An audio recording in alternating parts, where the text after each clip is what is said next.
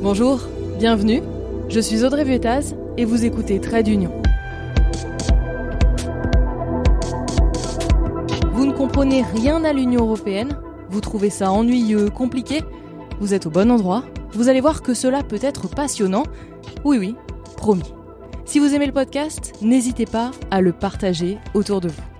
Dans l'épisode précédent, que j'ai réalisé avec Tania Rachaud des Surligneurs, je vous ai expliqué ce que ça veut dire concrètement que l'Ukraine soit candidate à l'Union européenne. Je vous ai aussi dit que certains pays n'étaient pas franchement OK pour qu'elle intègre l'UE. Ils ont finalement changé d'avis pour certains au dernier moment. Maintenant, on va partir un peu côté coulisses, pour comprendre pourquoi les pays qui n'étaient pas vraiment chauds pour intégrer l'Union européenne ont finalement changé d'avis. Et vous allez voir qu'Emmanuel Macron faisait partie des sceptiques. Pour cet épisode, j'ai contacté Simon Carreau. Il est journaliste à Contexte. Contexte, c'est un média français qui couvre les politiques publiques en France et à Bruxelles. Et il a suivi plusieurs sommets européens, quand les dirigeants des 27 États membres se réunissent. Il va nous raconter les tractations, les changements de position qui vont faire que le 23 juin, la demande de candidature de l'Ukraine à l'Union européenne sera finalement acceptée. On va commencer par le sommet informel de Versailles, les 10 et 13 mars, 15 jours après le début de l'invasion russe en Ukraine.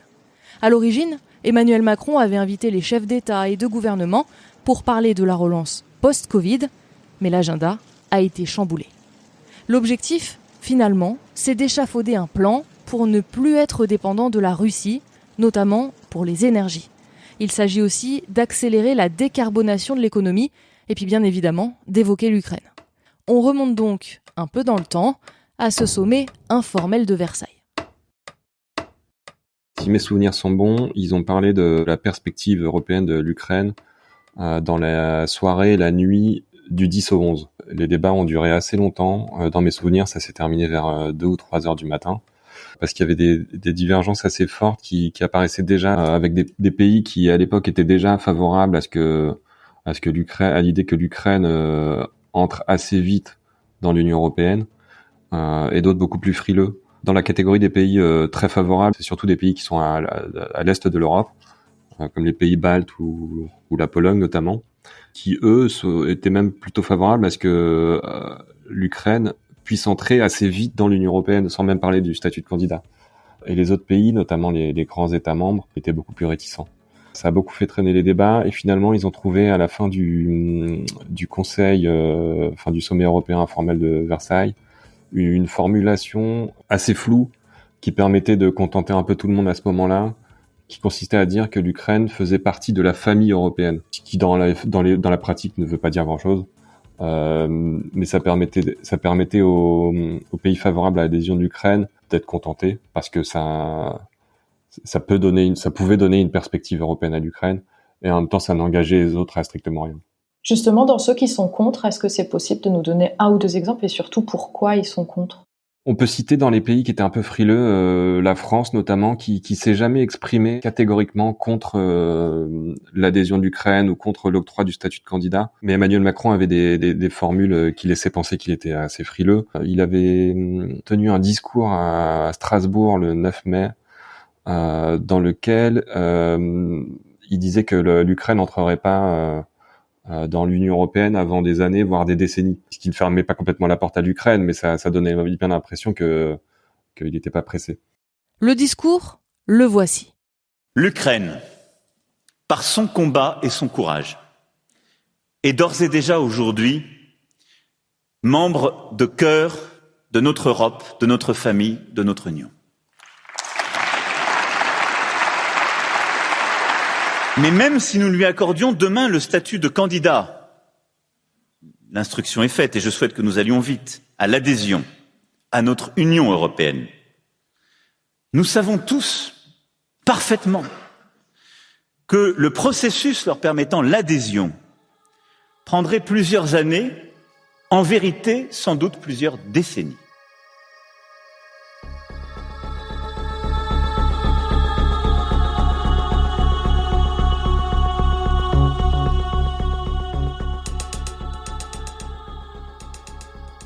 D'autres pays ont été réticents, par exemple l'Allemagne, Et les derniers pays qui ont été le plus réticents, c'est notamment le Portugal et le Danemark, qui ont levé leur réticence vraiment au tout dernier moment en juin. Voilà. Tu demandais pourquoi ? Parce que tout simplement, l'Ukraine aujourd'hui, d'une part structurellement et pas forcément au standard de l'Union européenne, il y a beaucoup de réformes à faire, c'est un fait assez objectif. Et par ailleurs, c'est un pays en guerre, donc c'est difficile de promettre l'adhésion à l'Ukraine, qui est en guerre depuis 4 mois. C'est aussi simple que ça.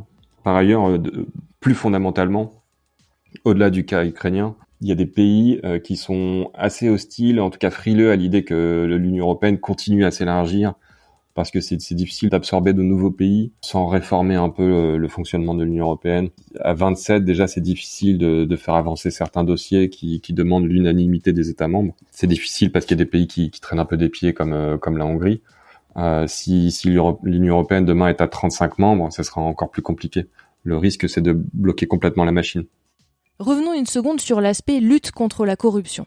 Il faut savoir que même avant la guerre, l'Ukraine n'était pas au niveau des autres États membres pour rentrer dans l'UE.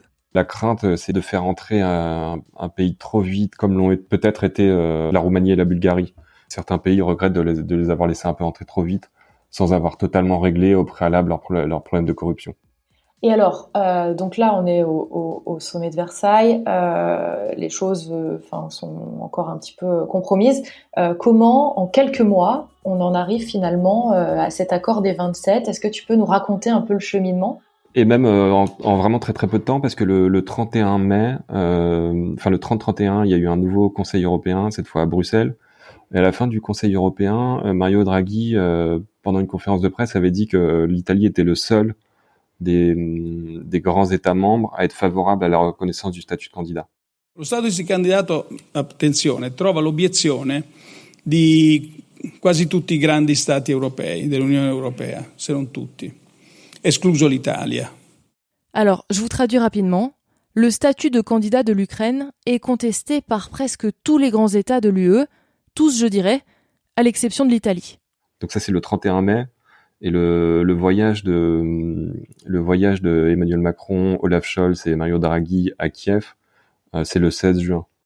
Le fameux voyage où ils arrivent en train pour soutenir officiellement l'adhésion de l'Ukraine, une semaine avant le Conseil européen, où les choses doivent être actées. Donc en fait, le basculement s'est fait à peu près à ce moment-là. Donc même pas en 4 mois finalement, plutôt en 15 jours. La question c'est pourquoi ? Je pense qu'on peut identifier plusieurs raisons. Premièrement, c'est le sentiment général dans les opinions publiques, parce qu'après le déclenchement de la guerre en Ukraine, les opinions publiques européennes ont assez vite pris fait et cause pour l'Ukraine et donc la reconnaissance du statut de candidat finalement. Donc ça, c'est un premier facteur. Il y a un deuxième facteur qui est l'activisme de Zelensky qui a été assez habile. Il s'est exprimé à tous les conseils européens. À chaque fois, il a pris la parole devant les 27 chefs d'État et de gouvernement pour défendre sa cause. Et il l'a fait assez habilement. Je pense que ça a compté dans le basculement de certains pays. Il y a aussi l'activisme de Ursula von der Leyen, qui très tôt a montré qu'elle était favorable à la reconnaissance du statut de candidat, même en prenant un peu les États membres de vitesse. On peut citer aussi une raison qui s'est passée un peu plus en coulisses. Tout à l'heure, j'ai parlé du discours d'Emmanuel Macron le 9 mai à Strasbourg. À ce moment-là, il a commencé à parler d'un nouvel objet politique qui est la communauté politique européenne, qui est une future organisation qui probablement verra le jour au second semestre 2022, qui est vouée à servir de forum pour quasiment tous les pays européens, y compris en dehors de l'UE. Au début, cette idée d'Emmanuel Macron a été accueillie assez fraîchement, notamment par les pays de l'Est, qui craignaient que ce forum serve de pis-aller à l'adhésion de l'Ukraine. En gros, ils craignaient qu'on les fasse entrer dans cette nouvelle organisation et qu'on ne les fasse jamais entrer dans l'Union européenne. Bref, certains pays ont été assez hostiles à cette idée et ont dit, en gros, à la France, OK pour la communauté politique européenne, mais en échange, vous êtes favorable à la reconnaissance du statut de candidat à l'Ukraine. Ça a pu faire basculer notamment la France.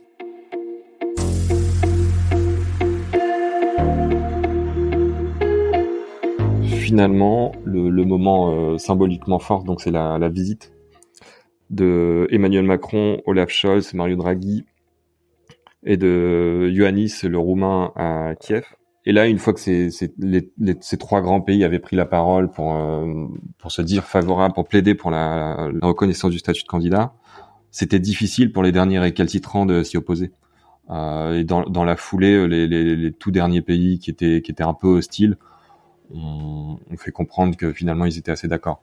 À tel point que quand on est arrivé au sommet du 23-24 juin, c'est le sommet durant lequel le statut de candidat a été accordé à l'Ukraine. En fait, ils en ont même pas parlé ou alors très très peu, parce que la question était déjà réglée en allemand. Tout le monde était déjà d'accord quand ils sont arrivés au Conseil ce jour-là. Est-ce que les pays qui étaient récalcitrants, on leur promet des choses en échange, ou c'est plutôt OK, il y a le triptyque Italie, Allemagne, France qui est OK, plus certains pays de l'Est, et bon, on se range derrière la majorité, ou comment ça se passe en fait pour changer d'avis comme ça? À ma connaissance, les derniers pays qui ont levé leur réticence, comme le Portugal par exemple, n'ont pas obtenu quelque chose en échange. Mais politiquement, c'était difficile pour eux de bloquer la machine, dans la mesure où quasiment tous les États membres étaient favorables, les opinions publiques étaient favorables. Donc pour eux, c'était difficile de dire non. Par ailleurs, symboliquement, accorder le statut de candidat à l'Ukraine, c'est important, mais finalement, ça n'engage à rien. Objectivement, il y avait peu de raisons de dire non au statut de candidat à l'Ukraine. C'est pas parce qu'on donne le statut de candidat à l'Ukraine que l'Ukraine va entrer dans l'Union européenne demain. On peut même imaginer que ça prendra un certain nombre d'années avant que l'Ukraine, peut-être un jour, entre dans l'Union européenne. Voilà, cet épisode touche à sa fin. J'espère que vous avez pu en apprendre un peu plus sur les coulisses de cette décision. Merci à Simon Carreau, de Contexte, de nous avoir raconté les tractations. Dans le prochain épisode qui va clore ce triptyque sur l'Ukraine, on va évoquer avec Agnès Faure de Bruxelles 2 le premier jour de la guerre, quand la Russie lance son invasion. Et vous allez voir que ce jour-là, tout a basculé pour beaucoup de chefs d'État européens. En attendant, vous pouvez trouver le podcast sur Twitter et sur Instagram. À très vite!